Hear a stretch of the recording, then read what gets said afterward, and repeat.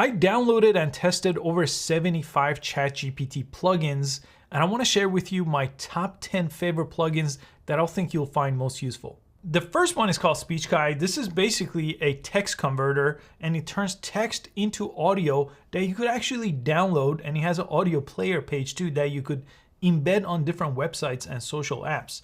Let me show you exactly how this works. Once you press install on any apps that appear over here, but you could only have 3 of them enabled at any given time. So some of these you have to actually deactivate to reactivate another one. So I'm gonna reactivate Speech Guide here. And the way this works is you could say, turn this into an audio file and then give it some text and then press enter. And you don't have to activate that plugin. It's going to know in order to turn this into audio, it needs to activate that plugin. So you could see it just kicked on this plugin on its own.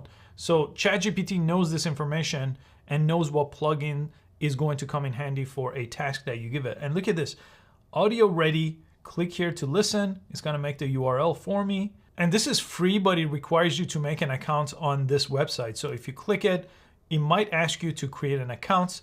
Now, if you created one, all you have to do is download over here or press play. I'll show you what it sounds like. The easiest way to convert texts to ready-to-use audio. Right, so I could download it here, and this is basically the exact text I gave it, and I've tested out a lot longer text, my own scripts, and it does a pretty good job. Now, the second one on the list is called Copert, and this one basically searches the internet for the best deals and finds you coupon. Let's say I'm trying to get a new domain from GoDaddy for my new website. I could say, find me a coupon, and then type in whatever website, whatever service, whatever product, and then press enter. Again, as long as that plugin is activated, it's going to know that it needs to trigger that plugin, and then it will find me a coupon code. And it looks like it found one for me, and it says, here's an offer, and it's gonna give me a bunch of different coupon codes that I could use, and it's gonna give me a link to the website. And I actually went through the checkout of GoDaddy, and it did work. One of these coupon codes actually saved me some money. Now, the third one, if you go to the plugin store and go to the most popular, this one, Wolfram, is the most popular plugin. Now, the reason is this actually gives you access to all kinds of real-time data. So there's a weather app, for example. With this, you don't need it. It's gonna have access to weather. It's gonna be able to do more computation, more difficult math problems. So this one should be one of the first ones you install. There is a reason why it's the most popular. And once you get internet browsing, I think this is gonna become not as useful, but it's still one of those plugins that I always have activated as soon as I got access to plugins. And it does kick in from time to time without you even realizing you're asking a question, where this could actually help you because, again, some of the data is only accessible through this plugin. Next on the list is edX. So if you hover over it, you can see find courses and content from leading university to expand your knowledge. So if I select this, it would actually try to find information that are just not going to be accessible. So in this case, I asked it, what's the leading physics course from a top university? And then he actually kicked in that plugin for me. Here are top physics courses from leading university. And then it's gonna give you a quick recap. It's gonna give you the link to that course. You could go to that link, you could enroll. Really, really interesting to really take your knowledge to the next level. edX is this plugin. This next one is called One Word Domain. So, you know, sometimes you come up with a business idea or you want to find a domain name, but then you'll have to leave this platform and then go to a different platform to search it. This one actually could search domain names and compare the prices across different registries. So I did an example for GoDaddy, but maybe I want this from Google domain. This is going to do that. So let me show you how it works. All you have to do is say, is the domain, and then type in the domain, is it available? And it's going to search, and then it's gonna say if it's available or not available, and then it's gonna give you the details where you could click over to see. So you could use this to find you different names. So I use ChatGPT to come up with business names with a prompt, and then I'll ask it, hey, are those names available with a .com? If not, are they available with a .ai and things like that? And then it will help me do my search much, much faster. I wasted way too much time trying to come up with a business name before this domain name Finder plugin was available. Next on the list is from Tasty. So you may have seen Tasty videos before. They're huge on social media platforms, but now they have a recipe plugin. So discover recipe ideas, meal plans, and cooking tips from millions of users that use Tasty. So this is really interesting because now I don't just have the database that ChatGPT has. Now I have Tasty's recipe base too.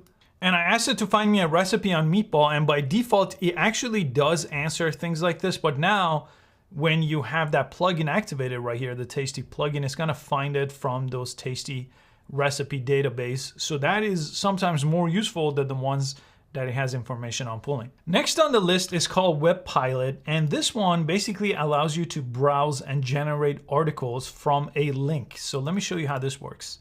I'm gonna take this Wikipedia link and I'm gonna tell ChatGPT to write me an article. Write me an article.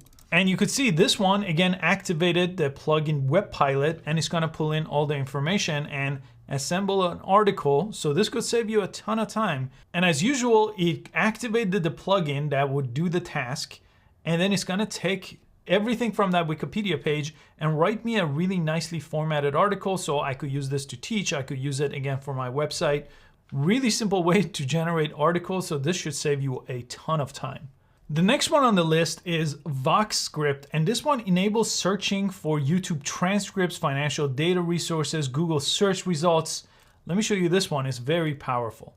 I'll go ahead and activate this plugin, and then I'm gonna say, give me the transcript for this video. Let me go to my YouTube channel. I'll take this video here, I'll click on it, and I'll copy the link from up here. And then I'm gonna say, give me the transcript for this video. I'm gonna press enter. And it's putting the transcript into this box here, but I could go ahead and copy this transcript. And then I could also give it a follow-up, like now turn this transcript into a summary for me, and then it will do just that. So this is a really, really useful plugin if you consume a lot of YouTube content and you're trying to really do a quick summary of each one. This will actually have access to that link on YouTube, so it could actually do this for you very quickly.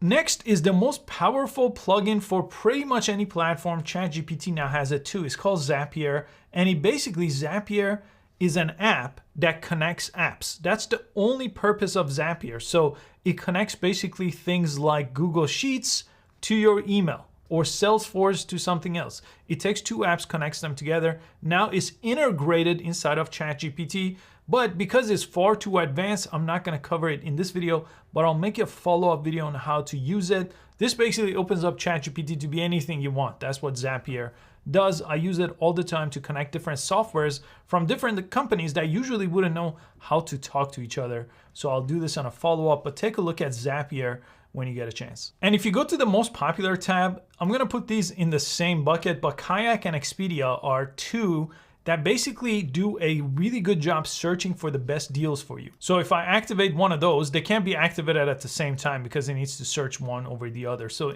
this time I'll do Expedia. So I'm gonna ask it, find me the best deal on a hotel in Chicago, give it the date, give it how many people are staying there. I could give it how many star of a hotel, maybe 3-star, 4-star hotel. But then it's just gonna do the search for you. So it becomes your personal assistant.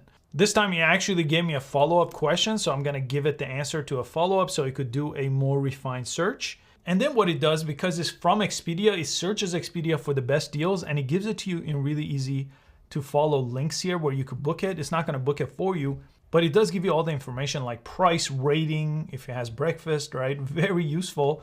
And I'll show you this one here, diagram it. Basically creates and edits diagram directly in chat. So I asked it, create me a diagram for the evolution of AI.